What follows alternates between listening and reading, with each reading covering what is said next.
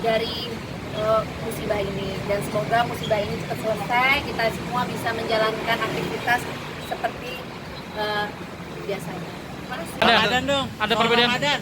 Soal Ramadan. Oh, soal Ramadan. Ya, Ramadan di tengah PSBB apa yang dilakukan sama ya. Ya Kak. Kak Cinta, Ramadan di tengah pandemi seperti apa sih rasanya dan apa yang dilakukan Kak Cinta selama ini? Ramadan ini kesepian ya.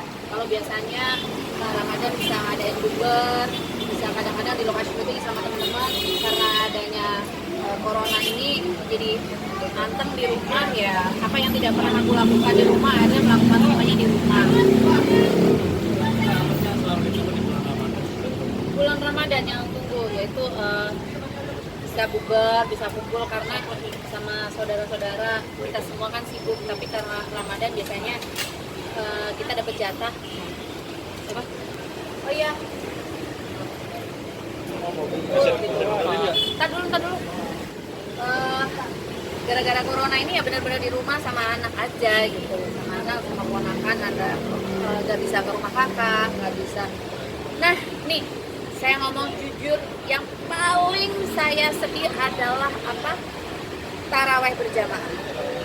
Jujur, saya bacaannya juga masih itu aja.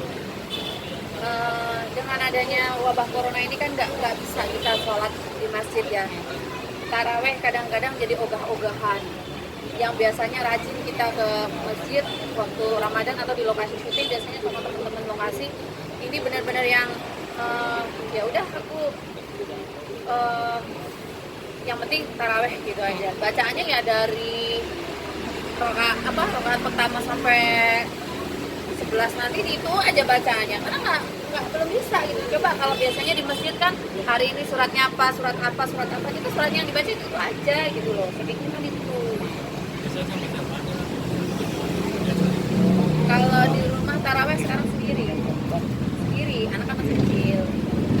Hikmah dari bulan Ramadan. Sahur dan berbuka, situasi dan kondisi di rumah hanya sendirian sama berdua sama ponakan. Jadi kalau makanan yang harus ada di saat sahur dan berbuka apa aja sih? Aku nggak ribet sih mas, senangnya telur dadar aja. Untuk sahur itu? Iya. Untuk buka makanan yang harus ada? Jus sih, aku paling jus. Malah hobinya masak, jadi selain alhamdulillah ya karena punya hobi masak, jadi sering masakin teman-teman juga dapat duit juga gitu. Masakin teman-teman dapat duit, terus yang nggak harus dapat duit sih kadang-kadang bisa berbagi buat orang, dan alhamdulillah dibalikinnya tuh luar biasa.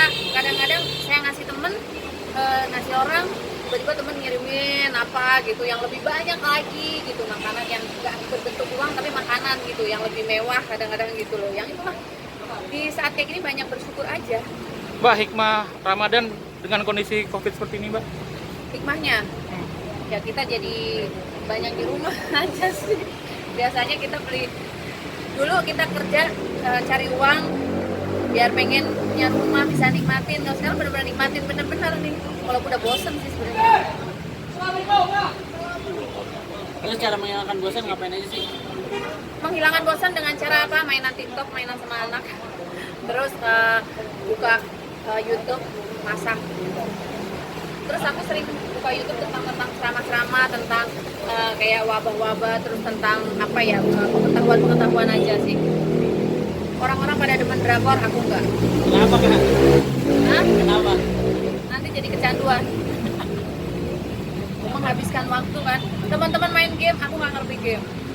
Emang nggak main gitu. Dulu sebelum punya anak suka main game, kalau sekarang udah enggak. Nonton bagaimana cara menghasilkan uang di rumah gitu ya, kayak gitu-gitu sekarang. Bagaimana kita bisa bermanfaat buat orang, kayak gitu-gitu sih. Nah, betul banget. Jadi waktu ini sebenarnya saya masih terikat kontrak kerja syuting, saya masih syuting, tapi tiba-tiba harus di stop.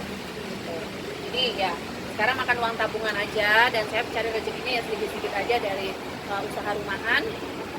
Dan saya kan harus ada beberapa karyawan juga yang memang restoran juga tutup, tapi kita memang harus ada apa ya, termasuk gaji, tapi bukan gaji yang seutuhnya, tapi hanya sebagai kayak apa ya, rasa kita minta apa ya, karena dia sudah kerja sama kita gitu.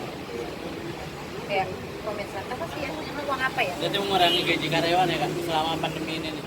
Iya, ngurangin ya, tapi ngomong jujur-jujuran ya, gimana kalian kan udah 2 bulan nggak kerja nih. Sebenarnya kan dari pusat udah kan saya franchise dari pusat sebenarnya kan nggak apa namanya, dari pusat itu kan udah nggak usah ngasih gaji, tapi karena saya ini juga ngerasain bagaimana sih kalian punya keluarga, punya kebutuhan, kalian juga nggak kerja, jadi ibu ngasih tapi seikhlasnya ibu gitu, yang kayaknya tadinya gajinya 4 juta gitu, 4 juta, 5 juta, kita ngasihnya cuma 1 juta, 1,5 gitu. Sebenarnya kan nggak harus gajian, tapi kita kan kasihan juga gitu loh, mereka juga bingung mau kerja di mana. Ini kan bukan kesalahan dia, bukan kesalahan saya, memang ini semua dirasakan sama orang. Greeting. Oke. Jangan lupa subscribe ya.